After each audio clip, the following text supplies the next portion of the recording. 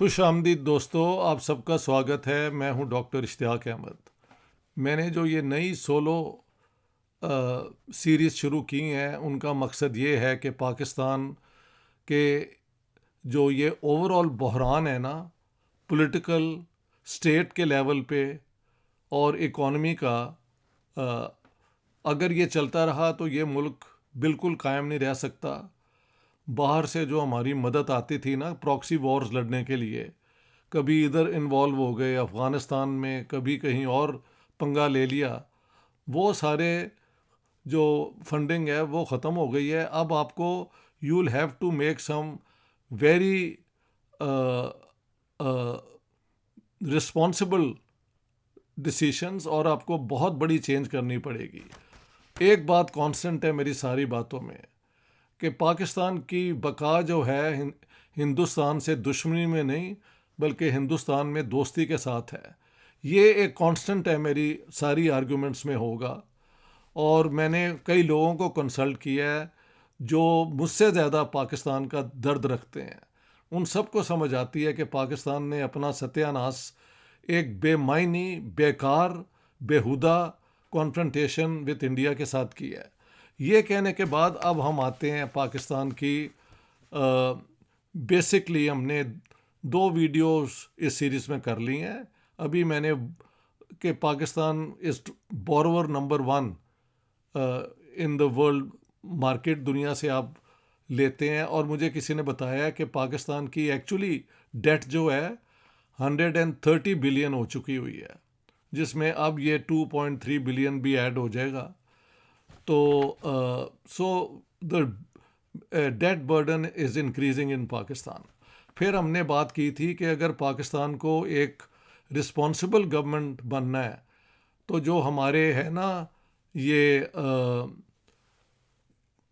Public office holders, मसलन एक election अगर हो, फेयर और फ्री हो और एक वाकई जेन्युइन, हम कहते हैं कि लोगों की राय के मुताबिक एक हुकूमत पाकिस्तान में आती है, तो आइंदा के लिए एक वॉच डॉग बॉडी बननी चाहिए जो उन पे नज़र रखे कि पब्लिक ऑफिस को बिल्कुल इस्तेमाल ना किया जाए प्राइवेट गेन के लिए, अपने ख़ानदान को फ़ायदा पहुँचाने के लिए, अपने बच्चों को फ़ायदा पहुँचाने के लिए।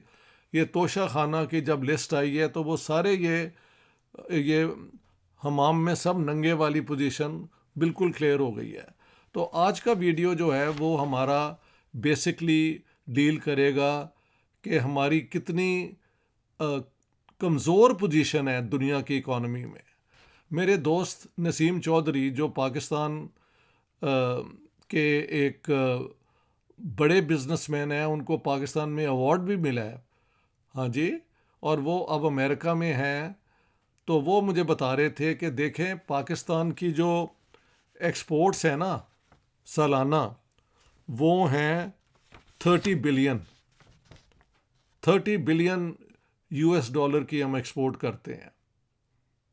और इसके अंदर जो आइटम्स हैं वो कई हैं, टेक्सटाइल्स हैं और खाने पीने की चीज़ें हैं, कॉटन है। इस पे हम बाद में बात करेंगे। आज हम सिर्फ इसके अंदर जनरली कि ये 30 बिलियन की जो हम एक्सपोर्ट करते हैं, याद रखें मुझे चौधरी साहब बता रहे थे कि उसमें 10 बिलियन इंपोर्ट भी उसके अंदर काउंट करना पड़ता है। तो actually that becomes only 20 billion. वो कैसे कि ये 30 बिलियन की जो हमारी एक्सपोर्ट्स हैं उसके अंदर स्पेयर पार्ट्स हम मंगवाते हैं, हम केमिकल्स जिनकी ज़रूरत होती है अपनी मशीनों को चलाने के लिए, अपने सिस्टम को यानी फंक्शनल बनाने के लिए।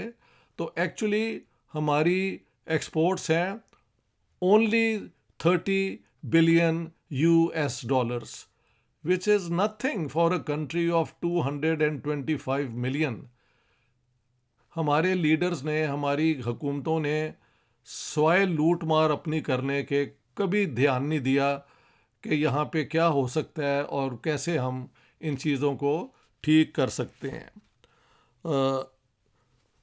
मुझे ये भी चौधरी साहब ने बताया कि अगर हर साल 30 से लेके 35 बिलियन पाकिस्तानी जो बाकी दूसरी मुल्कों में बैठे हुए पैसे जो भेज रहे हैं, अगर वो आने बंद हो जाएं तो पाकिस्तान का दिवालिया ही हो जाए। ये आईएमएफ के सामने आगे हम झुके हुए हैं, वर्ल्ड बैंक ने भी डंडा किया हुआ है, एफएटीएफ ने हमें वो टेररिज्म के हवाले से कॉर्नर किया हुआ है। We are all in a stranglehold, जिसमें से निकलने के लिए हमें अपनी पॉलिसीज़ बदलनी पड़ेंगी। और एक बात जो चौधरी नसीम साहब ने मुझे कही, और जो मैं बहुत देर से एज अ पॉलिटिकल साइंटिस्ट कह रहा हूँ, वो ये है कि जैसे जैसे ये आइटम्स हम इकोनॉमी की बात करेंगे तो उसको अगर आप कंपेयर करें कि इंडिया से अगर हम ताल्लुकात बेहतर कर लें तो हमारी ये जो है एक्सपोर्ट जो हैं वो कितनी ज़्यादा बढ़ सकती हैं।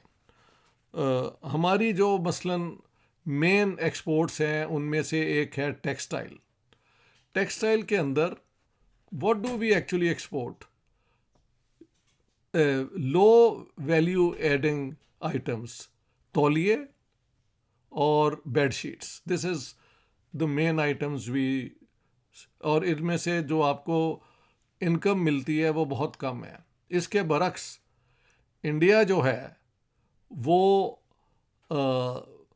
एक उन्होंने वर्ल्ड मार्केट की जो लेटेस्ट फैशंस हैं, लेटेस्ट डिज़ाइंस हैं, लेटेस्ट जो मशीनरी है इन चीज़ों को काम करने के लिए, प्रोडक्शन यूनिट्स जो हैं वो अपने उन्होंने मॉडर्नाइज और बेहतर से बेहतर कर लिए हैं। इसलिए जब वहाँ से आइटम्स जाती हैं बाहर तो वो वैल्यू एडेड आइटम्स होती हैं। हालांकि वो ड्रेस जो है, चीज़ें जो हैं, गारमेंट्स, वो वेस्टर्न मार्केट के अंदर compete करती हैं and India is doing very well.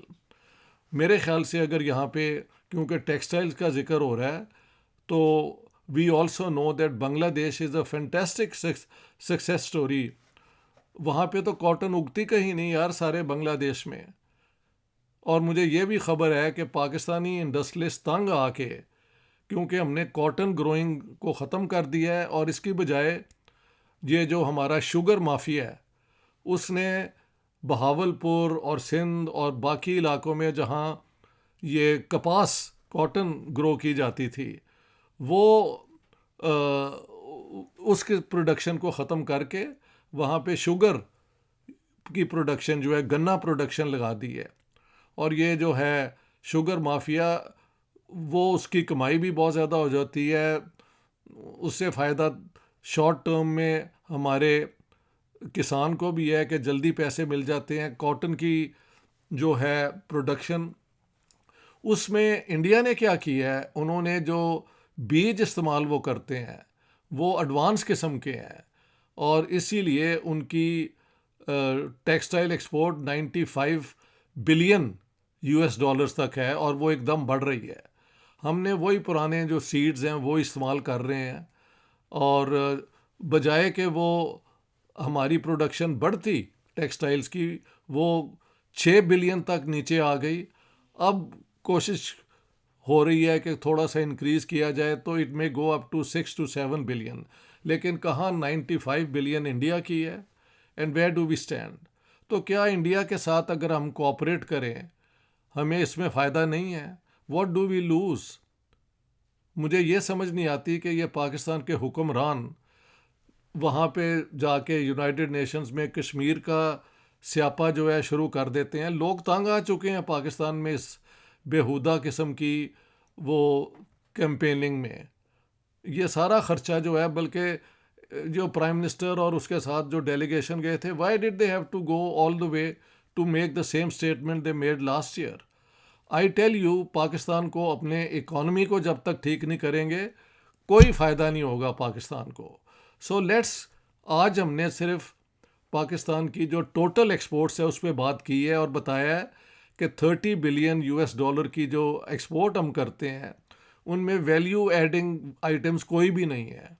उसमें चावल हम एक्सपोर्ट कर देते हैं, चलो दैट्स ऑल राइट, और ये तौलिए और बेड शीट्स, और ये तो एक शर्म की बात है कि we have nothing to offer to the world. और हमारी जो बेचारे लोग हैं उनकी इनकम्स जो हैं वो कम से कम होती जा रही हैं। शॉर्ट टर्म ये शुगर माफिया आ गया, सारा जो कॉटन की प्रोडक्शन है उसको सैबोटाज करके वहाँ पे शुगर ग्रो करनी शुरू कर दी, तो उनकी बिलियंस उनके फ़ायदा हो गया। लेकिन पाकिस्तान का जो वर्ल्ड मार्केट में होता है ना, एक कॉन्फिडेंस बिल्ड करते हैं आप कि हमारी ये आइटम आएगी, हमारे ये प्रोडक्ट्स आएंगे, उसको हमने बुरी तरह मजरूह कर दिया है।